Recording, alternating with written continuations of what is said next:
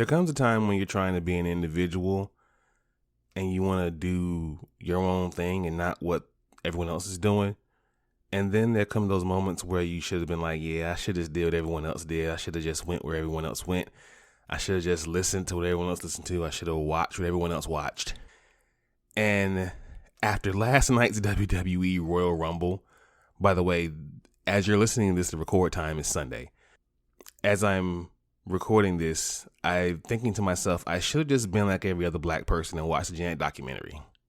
There was a Janet Jackson documentary on last night, and I should have just watched that instead. I probably would have had a better time. First of all, Royal Rumble lasted 4 hours. I could have had a better time watching the Snyder Cut again than this. I mean, bro, the ending to this pay-per-view had Vincent McMahon's signature all over it. Both Rumble finishes had Vince McMahon's signature all over it. In the women's Royal Rumble, there was an audible boo when Liv Morgan was thrown out because there are fans who are sincerely and genuinely behind her, myself included. And you're going to continue to let these girls job to Ronda Rousey, who, by the way, came back last night and won the Royal Rumble. Not to mention the horrible finish that was both title matches, especially the one for Roman and Rollins, because it was a great match in the beginning. The match was incredible, but it was a fuck finish. And I'm sorry, but we just did not need to see a Raw Women's Championship match with Big Time Bex and Doudrop. I didn't need to see that. I definitely didn't need to see the mixed tag match. But yeah, like I said, that's my time wasted. Maybe one day I'll learn my lesson and not give WWE the benefit of the doubt. Maybe one day. Ah, man. Live and you learn, right? Ladies and gentlemen, blurds and nerds, freaks and geeks, this is Do You Speak Geek?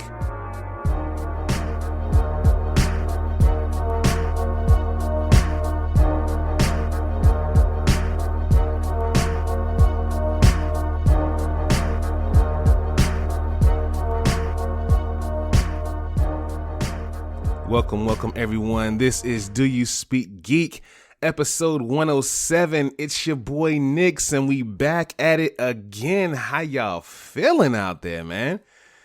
I don't know where y'all living at. I mean, I'm in the East Coast, and we were supposed to get this quote-unquote blizzard, but, you know, we got like a little sprinkle all we got. We got a little dusting, but, you know, nonetheless, got a chance to stay in the crib, kick with the family, so it was a good time all the way around either way.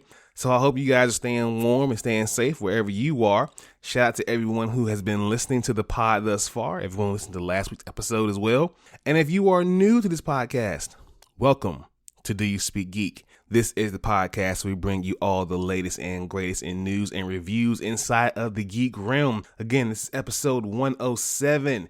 Shout out to Spreaker, man. That's the home team. Shout out to y'all. If you are listening on Spreaker, shout out to you too. But if you're not, we're everywhere, bro. I mean, we got podcasts on Apple. We on Google. We're on Stitcher, Spreaker, Spotify. We everywhere, bro. iHeartRadio. So, you know, Pandora, wherever you get your podcasts. Look for Do You Speak Geek, and please hit that subscribe button. Follow us on social media, Facebook at DYSGFB, Twitter at DYSG_tweets, and Instagram and TikTok at Do You Speak Geek. Also, shout out to Quirk Chat. Yes, a lot of y'all don't know about Quirk Chat. So please check me out on Quirk Chat as well at, of course, Do You Speak Geek. YouTube is the only place where you can find the Dono and Daddy Show. Please be sure to subscribe, like, Hulk, smash that bell for all notifications, and leave your comments. We want to know what you guys think. First Friday Fights is coming up next week. Hopefully you guys enjoy it. We got a Femme Fatale battle coming soon, so hopefully you guys enjoy that. And yeah, it's going to be on and popping, so be sure to hit that subscribe button, all right? Nothing really big this week. We got a few reviews, and then we're going to hop to the rest of the pod, so let's do what we do about this time, people. Let's speak GEEK. Suit up. I wanna be the very best. Talk nerdy to me.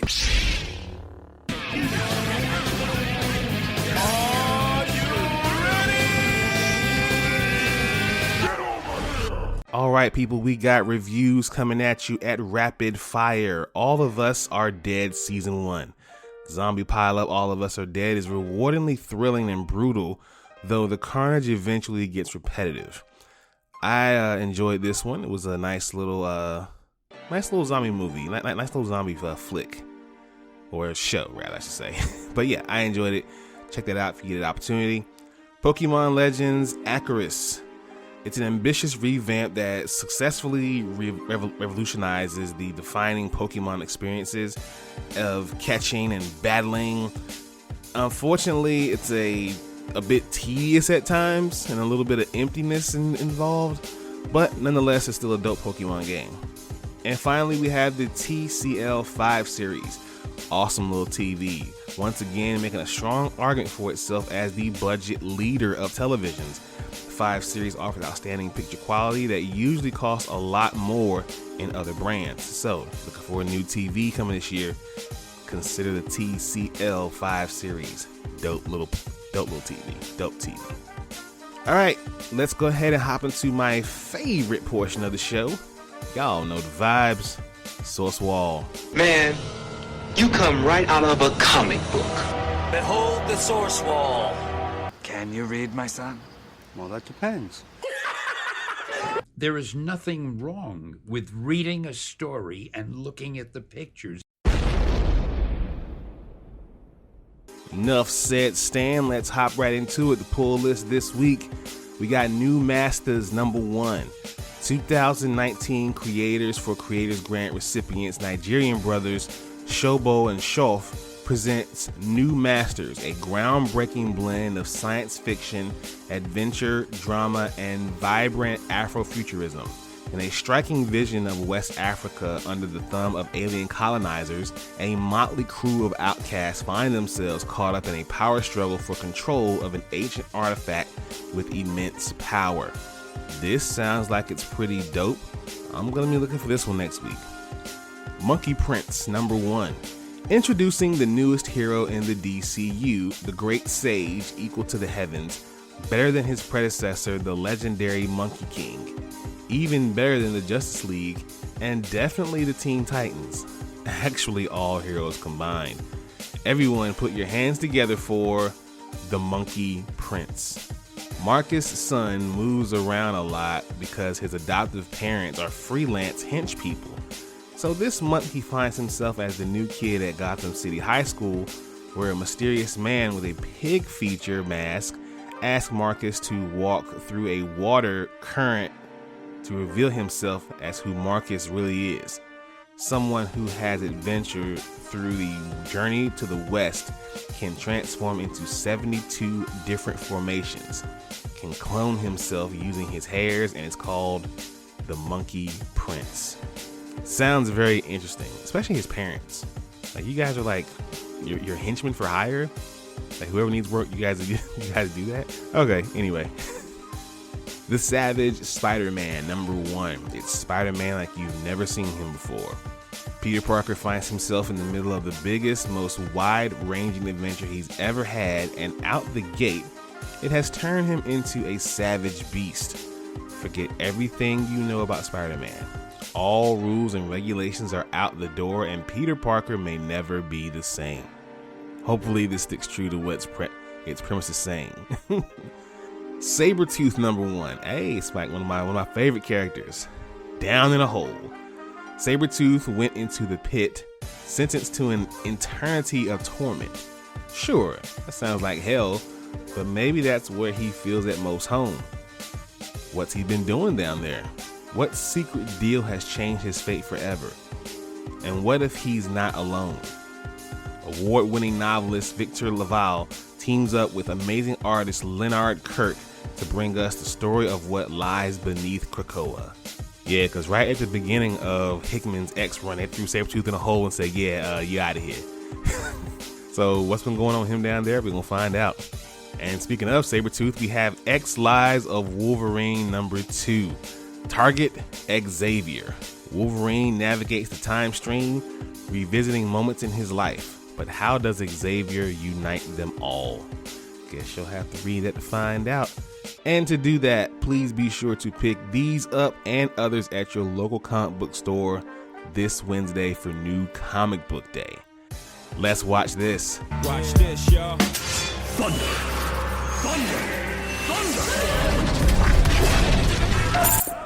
Lannister always pays his debts.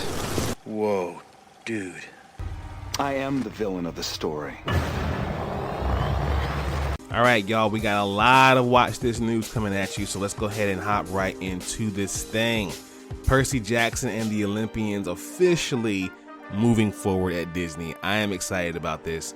So Disney Plus is officially moving forward with a new Percy Jackson streaming series, which is sure to be a comfort to the franchise fans disappointed by the lack of news on it on Disney Day. The Disney describes Percy Jackson and the Olympians as an epic adventure series. According to Disney, the series is based and closely aligned with Rick Riordan's Percy Jackson novels. Published by Disney Hyperion, more than 180 million Percy Jackson books are in print globally. Riordan and John Steinberg are writing the series' pilot episode. James Bobbin is directing. Steinberg is also overseeing the series with producing partner Dan Schatz. Casting is now underway for the Disney branded television series produced by 20th Century Television. Riordan offered a video message confirming the news, saying that geared toward a general audience and especially tweens, teens, and young adults, the live-action series tells the fantastical story of a 12-year-old modern demigod, Percy Jackson, who's just come to terms with his newfound supernatural powers when the sky god Zeus accuses him of stealing his master lightning bolt. Now Percy must trek across America to find it and restore it to Olympus. So, that's going to be pretty dope. It's right in line with the new movie. The old movie. Hopefully we finally get some answers about my girl who was the daughter of Ares. Or no, was she the daughter of Ares or Zeus in that second movie? They found her in the tree, I forget. God, it's been so long since I actually sat and watched that movie. But anyway, dope series, dope films. I'm excited for this one. Hopefully you guys are too. Speaking of more excitement, Masters of the Universe live action movie heads to Netflix while casting its He-Man. So, after years of uncertainty, and I mean this is going all the way back to 2007, a new live action Masters of the Universe movie is on its way to Netflix with Kyle Allen set to take on the role of He-Man. Netflix is partnering with Mattel to produce the new movie, with the Nee brothers serving as co-directors. The script is being produced by the Nees and Shang-Chi Legend of the Rings writer David Kallman. The new film story will focus on He-Man, also known as Adam, an orphan who discovers he is a prince destined to be the savior of a faraway land. He must quickly learn of his power and the importance of saving his true home from an evil force. In short, this sounds like an origin story. Okay, I see what they're doing. Not the way I would have done it. Now how would I have done that? I guess for you guys to find out, you're gonna have to stick real close to my YouTube channel. Trust me, I'll show you how to do this, son. Sorry, Jay-Z Rappers gonna help myself. Okay, so we got a Godzilla TV series in development at Apple TV Plus. Godzilla is the king of the monsters, and now he shall soon take over Apple TV subscribers. A new report has gone live confirming the MonsterVerse's big move to television. Deadline has confirmed a live-action TV series in the works for Godzilla, and it will expand upon Godzilla's domain in a unique way. According to Deadline, this landmark deal will bring Legendary's pre-existing franchise to Apple TV Plus. The untitled series will follow one family's journey through a world where Titans exist, and they'll come to discover their secret ties to Monarch along the way. At this point, there is no word on whether existing characters in the Godzilla films will carry into the show, but we know for sure the King of Monsters himself will show up. It's being produced by Chris Black. Matt Fraction will serve as the showrunner along with Black as well, and Toho Company will also have several members on board, including Hiro Matsukuda and Tamasa Arati. So, what do you guys think? A Godzilla TV series? They did pretty well in the theaters. Why shouldn't they do so good on a show? That's going to be a big CGI budget. Or maybe it won't. Maybe we'll see Godzilla in like 2 episodes and the rest will be just his family. But we'll see. We'll see what happens. Now, some of y'all ain't gonna like this, but the Mortal Kombat 2 sequel has been greenlit. Yep, it's official. It is happening. According to Deadline, work on Mortal Kombat 2 has officially started its scripting stage, with studio hiring Jeremy Slater to write the follow-up. Slater, who has worked on several projects in the past, has most recently served as the writer for Marvel's upcoming Moon Knight TV series, which is going to debut in March of this year. Details surrounding the plot of Mortal Kombat 2 are still sparse, but the conclusion of the first film, which released both in theaters and on HBO Max last year, teased that there will be more to come in the future. And while that future remained hazy at times due to Warner Brothers' lack of a formal commitment to a sequel, it seems that the movie's success has prompted work on this new installment to begin now. Finer details of when Mortal Kombat might actually release are still up in the air. Furthermore, it remains to be seen who will serve as the director this time around as well too. In all likelihood though, much of the cast from Mortal Kombat should be making its return along with the sequel, and also plenty of new faces were teased at the end of the last film as well too. So, how do you guys feel? Are we here for the Mortal Kombat sequel? Are we still kind of salty about some of the things from the first one? Because I remember when this movie came out a couple years ago, y'all was big mad. I mean, big mad about how this thing looked. So yeah, let's see what happens. Hopefully y'all don't ask for nobody at Warner Brothers head on this one. And finally, Fast and Furious confirms Jason Momoa is joining the franchise. The Fast and Furious franchise is heading to an epic peak at the coming years, while confirmation last year that the main saga will end with a 2-film finale, which will be Fast and Furious 10. While it's safe to assume that a number of veteran cast members will be returning, we got our first indication of what new actors will be joining the fold. The Hollywood Reporter confirmed that the Aquaman and Game of Thrones star Jason Momoa was in talks, but now is officially signed on for the 10th final Fast film. Say that 5 times fast. Fast and Furious 10 is lined up to release next year after previously having been delayed by a month. Whether it's unclear exactly when production will begin, the cast and crew of the film have indicated that it'll be worth the wait. Yeah, it'll probably worth the wait because they'll have an actual car that flies. Dom will fly. Ludacris and Tyrese will continue to say stupid stuff to each other. And yeah, that's how we're gonna do it for family. Alright, y'all, that's enough of me. Let's hop into Thumb Life. Peace, love, and video games! It's on like Donkey Kong.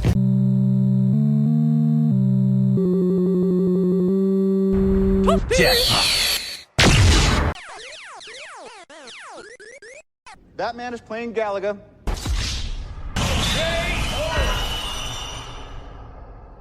Alright gamers, Respawn working on 3 new Star Wars games. EA seems to be far from finished with the Star Wars universe. The publisher is working on 3 new Star Wars games, all of which are being overseen in one form or another by the developer Respawn Entertainment. The games comprise a sequel to the Star Wars Fallen Order, a first-person shooter, and a strategy game. No release dates have been offered for any of the new games. Star Wars Games Jedi series, which confirmed to be the start of a new franchise shortly after 2019's release, will once again be directed by Stig Asmussen, who led the development of the first game as well as God of War 3. The Jedi Fallen Order sequel will be joined by 2 additional games set in the Star Wars universe, both of them untitled. One will be a first-person shooter led by Peter Hirschman, who previously served as VP of Development for LucasArts and has a long history of working with Lucasfilms and co-creator Medal of Honor. The other will be a strategy game developed by Bit Reactor, a recently formed studio composed of Firaxis Games veterans best known for their work on the XCOM franchise. Bit Reactor will work closely with Respawn on the new project. Yo, I'm kind of here for it. I mean, honestly, as long as we just get Fallen Order 2, I'm good, because Fallen Order was insanely good. But yeah, a first-person shooter, maybe a strategy game. I also heard rumors of an open world game as well too. Yeah, let's do that. I'm with it. And finally, ladies and gentlemen, Crysis 4 is on the way. Yes, it is coming back, with developer Crytek putting out a teaser trailer following a leak on a Chinese social media outlet. The game is still early in development, and it will be a while before we get it. It was announced under the simple headline of a Crytek announcement. The teaser showed a number of images from an unstable sun to a collapsing building before ending with a large number 4 on the tagline saying, "Join the journey, become the hero." No official title, no release date, or platforms or details have been announced. But I know we all here for it though, right? Crysis 4, the first 3 were insanely good. So yeah, Crytek, give us some deets, baby. We need to know what's going on with this game. Let us know. All right, y'all. That is my time. That is the pod. Thank you all for listening, but I'm gonna go ahead and hop out of here. Again, thank you all for listening. Please be sure to listen to this podcast, subscribe to this podcast. Let your boy know what you think about this podcast. Visit the website, doyouspeakgeek.com. Follow us on social media, Facebook, Twitter, and Instagram, and TikTok. Follow us on our YouTube channel. Like and subscribe to the videos there. As always, people, live to play to win to live. I speak geek. Do you speak geek?